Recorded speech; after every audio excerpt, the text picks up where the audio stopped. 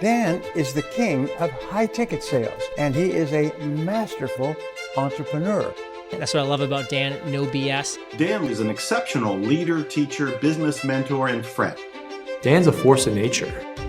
$12 million in my pocket is what I believe I would have above and beyond what I've made in the last 10 years alone, had I found Dan Lok sooner.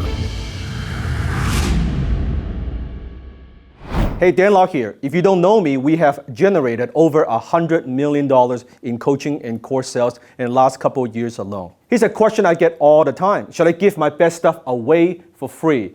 Should I give my best content away for free? I want to share a quick story with you. I was a teenager, and one day I was jogging around my neighborhood. I was just jogging, and I saw an older gentleman. He was kind of mowing lawns in front of his house. I noticed he seems to be struggling with the lawnmower a bit. It seems to be the machine is a bit too heavy for him. So I thought, hey, he's a young guy. I walked up to him and said, hey, maybe I could help. So I said, sir, do you want me to help you? And he said, oh, young man, that would be so good. Thank you so much. You're so kind. I said, no problem. You know, I like working out. So I grabbed the lawnmower and I mowed the entire lawn. And by the time I was done, he pulled out a $20 bill and he gave that to me. That was the first time I experienced what it's like to make money using my skill, kind of in my own little business venture. So he gave me $20 and I said, no, it's okay, I don't need it. He said, no, take it, I want you to have it. I said, okay, thank you so much. All right, $20 back then to me was quite a bit of money. So I took the $20 and I thought to myself, I wonder if there are other people in the neighborhood that would need this service, that would need my help. But there's only one problem. I don't have a lawnmower. I don't have money, right? I couldn't afford a lawnmower. So I approached this older gentleman. I said, you know, sir, what if I could help you to mow your lawn because it seems like you're having a tough time. Now, I'm a young guy. I'm a teenager. And I thought, you know, could I borrow your lawnmower so that I could kind of do this for other people? I'll come here every single week, I'll mow your lawn, I'll take care of the machine, I'll make sure I sharpen the blade. He's very kind and he loaned me his machine. As long as, you know, you promise to take care of it, you know, you'll add your own little gasoline to it and no problem. I said, okay, I'll do that. So now I have my lawn mower, kind of like a nothing down kind of deal, right? I knock on people's door and I say, hey, my name is Daniel. I introduce myself. At the time, that was my name before Dan Lok. And I said, hey, you know, I could help you mow your lawn. That's what I do. They all said, no, we don't need it. We don't need it. We don't need it. And we don't need it. And I got a ton of rejections. I just say, no. And I thought, okay, you know, before I even start the business, I have failed. This is not going anywhere. So I was thinking about giving up. I was thinking about maybe this is not the thing to do. The only person I could help is that older gentleman. And before giving up, I thought to myself, what did I do to earn that $20 in the first place? I didn't walk up to him expecting to get paid. I walked up to him thinking, hey, maybe I could add some value. Just thinking about maybe I could just do some exercise. But he gave me $20. So I thought to myself, you know what, I'm going to give this thing one more try. So I picked a house in our neighborhood with the biggest house, the nicest house, but the tallest grass, right? And I found this perfect house. Now, by the way, I didn't know I was a teenager. I was trespassing.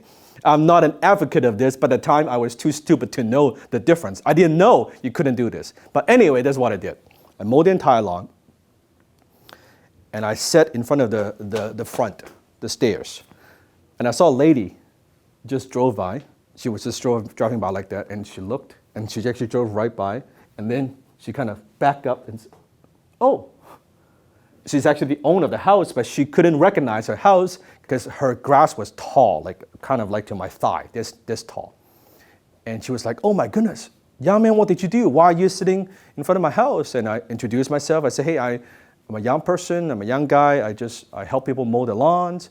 And she was so grateful. She's like, oh my goodness, you know, my husband travels all the time. I don't know how to use these darn machines. And I'm kind of embarrassed. You know, no one comes to mow our lawn. Thank you so much. And then she pulled out $100. Now for me at the time, it was a huge amount of money, $100. And she gave it to me.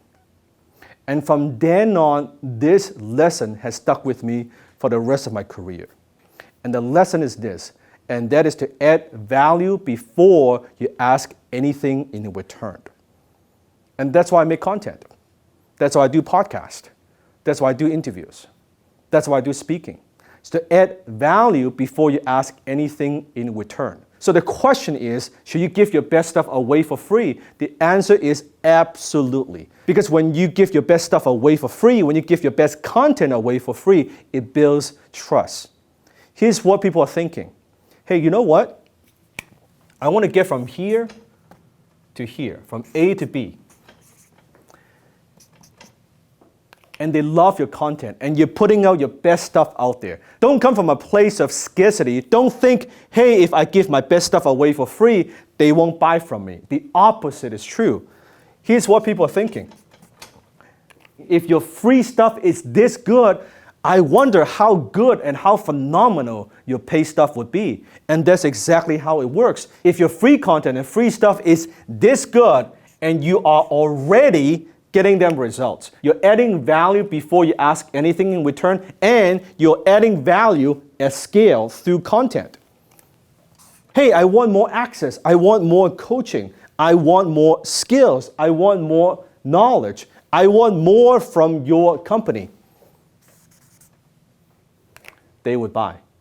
This is why it's so critical to come from a place of abundance versus coming from a place of scarcity. So what is the answer? Should you give your best content and best stuff away for free? Comment below. Until then, go high ticket.